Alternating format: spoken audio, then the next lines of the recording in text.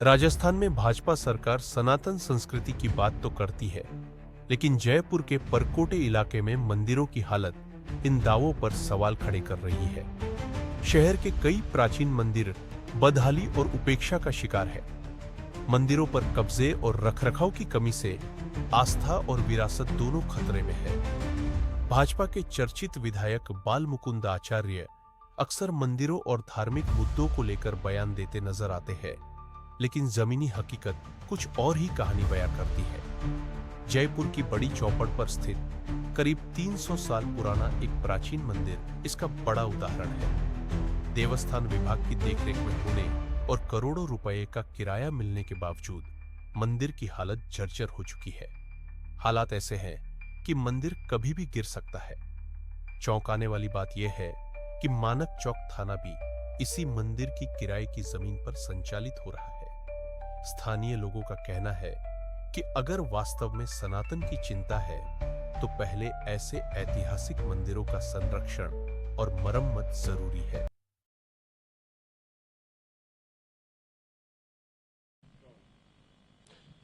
आज हम आपको एक ऐसी चीज दिखाने जा रहे हैं, ऐसा परकोटा दिखाने जा रहे हैं, एक ऐसा मंदिर दिखाने जा रहे हैं जो अपनी खुद बदहाली पर शायद रोता नजर आ रहा है।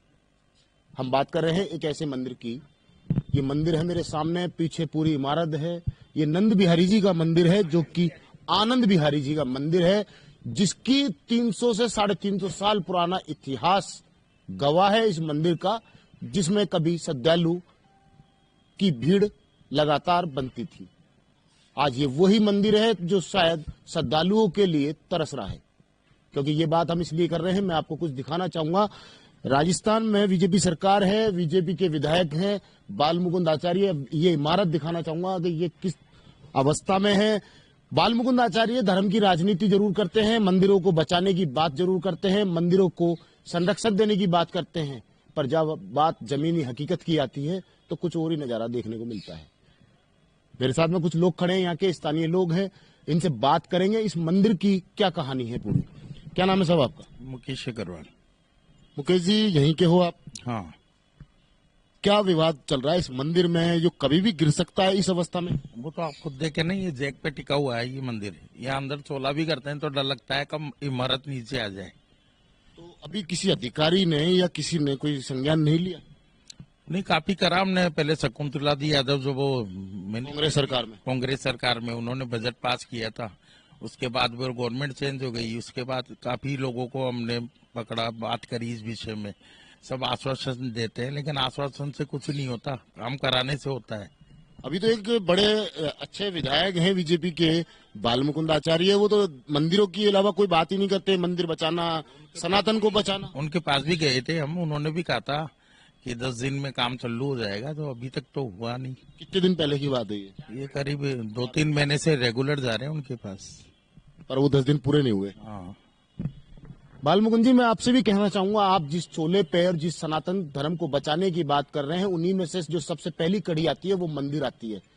जिस तरीके से आप बचाने की बात कर रहे हो, क्या इस तरीके से ये लोग हैं जो स्थानीय लोग हैं, ना तो इनके घर का मंदिर है, ये एक सार्वजनिक मंदिर है, और सबसे बड़ी बात है ये सार्वजनिक मंदिर है, देवस्थान विभाग में आता है। और खुद इस मंदिर की अगर बात करें इनकम की, तो शायद 1 करोड़ से ऊपर की इसकी मंथली होगी, क्योंकि एक बहुत बड़ा एरिया इस मंदिर के नीचे सिटी के अंदर बड़ी चौपड़ में। अब आपको एक खास बात और बता दूं, माणक चौक थाना खुद इस मंदिर का किराएदार है। ये सबसे बड़ा सवाल बताने जा रहा हूं, माणक चौक थाना खुद इस मंदिर का किराएदार है। देवस्थान विभाग लगातार बड़ी पूंजी किराए की रकम उठाता जरूर है, पर इसकी संरक्षक जो देख सकते हैं वो किस तरीके से की जा रही है वो साफ साफ है। क्या नाम है वैसे आपका? सर, मेरा मनोज कुमार शर्मा। मनोज जी, क्या लग रहा है ये आखिर किस तरह की राजनीति है? आज हम अपने मंदिर नहीं बचा पा रहे, मंदिरों की दुर्दशा खराब है। सर, कांग्रेस गवर्नमेंट में शकुंतला रावत जी खुद आई थी यहाँ पे, और उन्होंने करीब 55 लाख का बजट पास किया था, और उन्होंने हमें यही हिदायत दी थी कि भाई तुम इसमें घुसना मत, क्योंकि कभी भी गिर सकता है।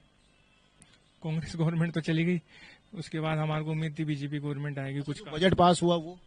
सर, हमें तो इसके बारे में कुछ भी नहीं, क्योंकि हम सचिवालय भी चक्कर लगा के, अब भाई हर बार यही हुआ कि भाई काम आगे, तुम्हारी फाइल आगे चल रही है, आगे। अब आगे क्या चल रही है? मंदिर आपको स्थिति देख लो आप, शायद ये ज्यादा से ज्यादा महीने भर में गिर जाएगा।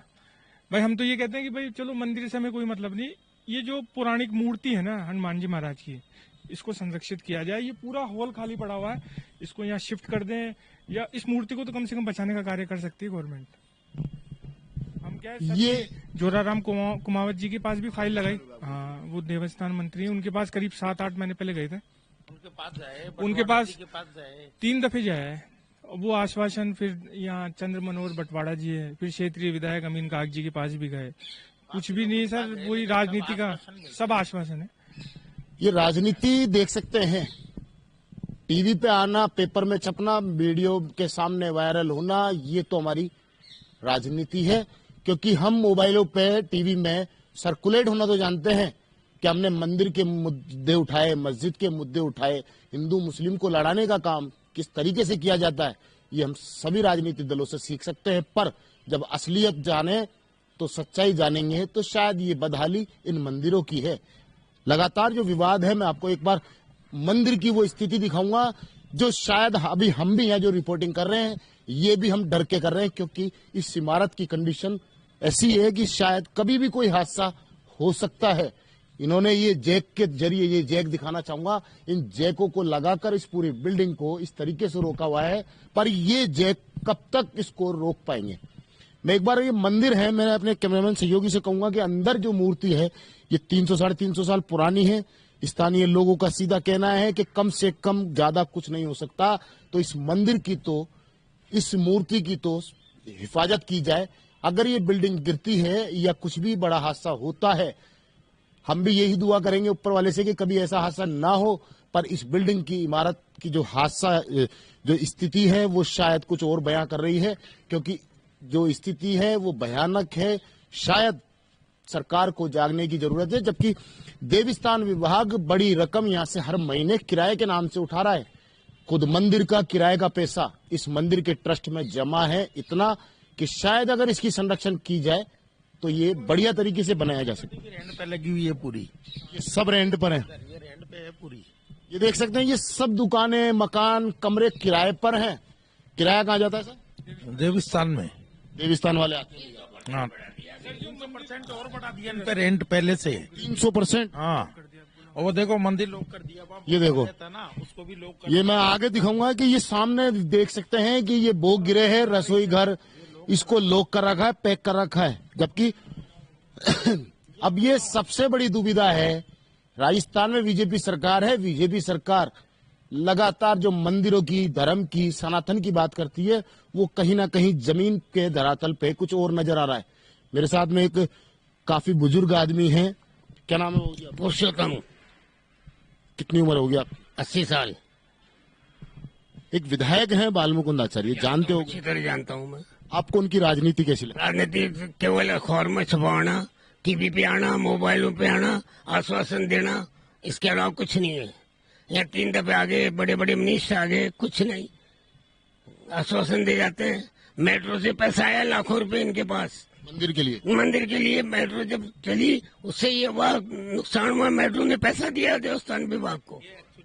जब इसका पैसा आया था, जब इसके पास में मंदिर बना था गौरी शंकर महादेव, उसमें से पाइप इसमें आए थे नीचे, तो ये प्रॉपर्टी डस्ट ये हो गई थी, उसका पैसा मेट्रो ने देवस्थान को दिया है।